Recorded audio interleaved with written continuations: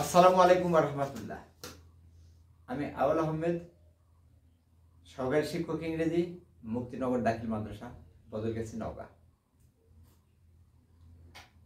আজ আমি আপনাদের সামনে হাজির হয়েছি ইংরেজি ক্লাস নিয়ে।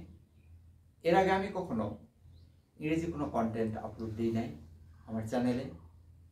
তো আমি এখন থেকে নিয়মিতভাবে ইংরেজি বিভিন্ন কন্টেন্ট আপলোড করব। আশা করি সকলেই আমাকে সহযোগিতা করবেন, আমার এই চ্যানেলকে সাবস্ক্রাইব করবেন এবং আমার কন্টেন্টগুলি দেখবেন, উপভোগ করবেন এবং আমার কন্টেন্ট সম্পর্কে, আমার উপস্থাপনা সম্পর্কে সমালোচনা সূচক হোক আর প্রশংসা সূচক হোক, সেটি আমাকে জানিয়ে আমাকে আমার ত্রুটি থেকে ওভারকাম করতে সহযোগিতা করবেন। আমি শুরু করছি মহান রাব্বুল আলামিনের নামে। তো আজকে প্রথম যে বিষয়টি আমি আলোচনা করব সেটি হলো sentence. Sentence is a vital part of English grammar, an important part, very important part.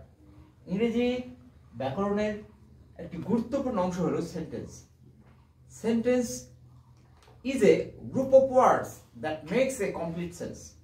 Sentence হলো এমন একটি কয়েকটি আর কি ওয়ার্ডের সমষ্টি বা শব্দের সমষ্টি, যা একটি মনের ভাব সম্পূর্ণরূপে প্রকাশ করে। Bangladesh is a beautiful country. Sentence বা বাক্য হলো কি, এখানে Bangladesh is a beautiful country, Bangladesh একটি সুন্দর দেশ। এখানে Bangladesh is a beautiful country, এই কয়েকটি শব্দের সমাহারে একটি মনের ভাব সম্পূর্ণরূপে প্রকাশ পেয়েছে।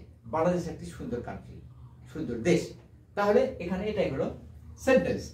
এখন আমরা আসি এই সেন্টেন্সের প্রকারভেদ। অ্যাসার্টিভ সেন্টেন্স, প্রথমটা হলো assertive sentence. Assertive sentence means বিবৃতিমূলক বাক্য, বর্ণনামূলক বাক্য। সেটা হলো কোনো কিছু স্বীকার করা বা অস্বীকার করা বা কোনো কিছু সম্পর্কে ব্যাখ্যা প্রদান করাই হলো assertive sentence.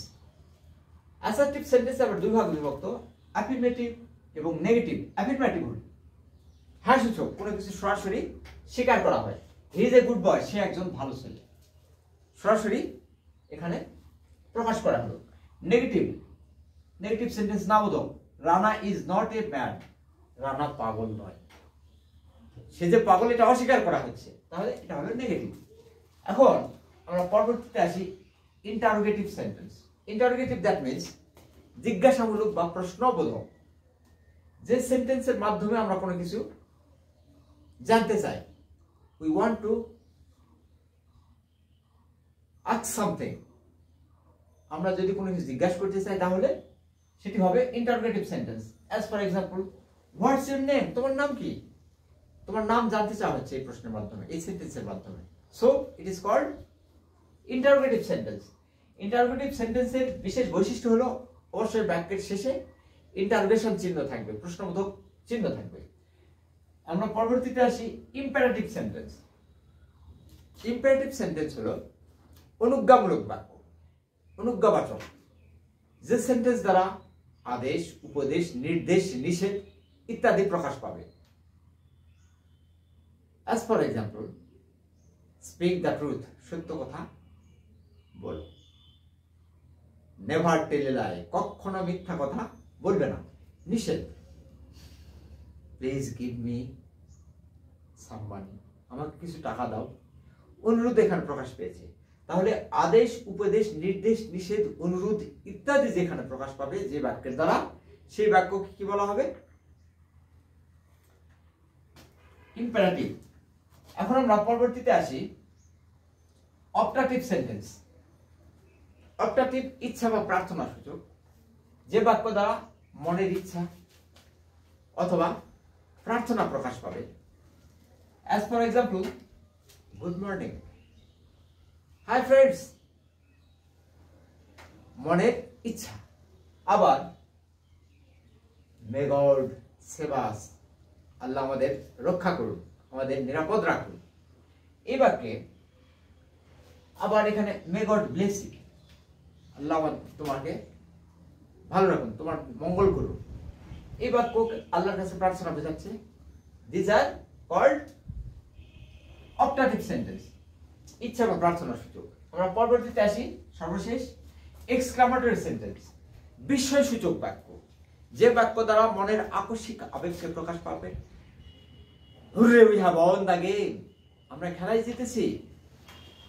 High, what a shame, কি লজ্জা, what a pity.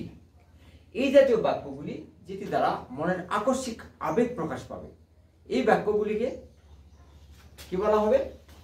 Exclamatory sentence.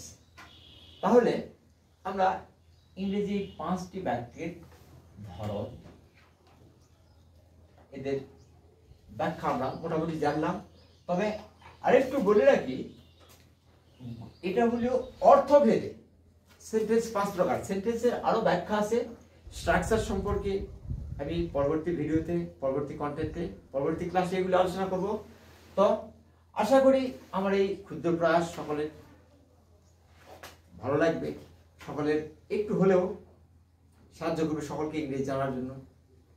সকলকে আমার পক্ষ থেকে অনেক অনেক ধন্যবাদ এতক্ষণ আমার এই কন্টেন্ট, আমার এই উপস্থাপনা উপভোগ করার জন্য। আমি সকলকে আবারও জানাচ্ছি, প্লিজ আমাকে সাবস্ক্রাইব করবেন এবং বেল বাটনটি অন করে রাখবেন। আমি কোনো উপস্থাপনা আপলোড করার সঙ্গে সঙ্গে আপনারা জানতে পাবেন এবং দেখবেন। আশা করি সকলে ভালো থাকবেন, সকলে সুস্বাস্থ্য কামনা করছি। আসসালামু আলাইকুম ওয়া রাহমাতুল্লাহ।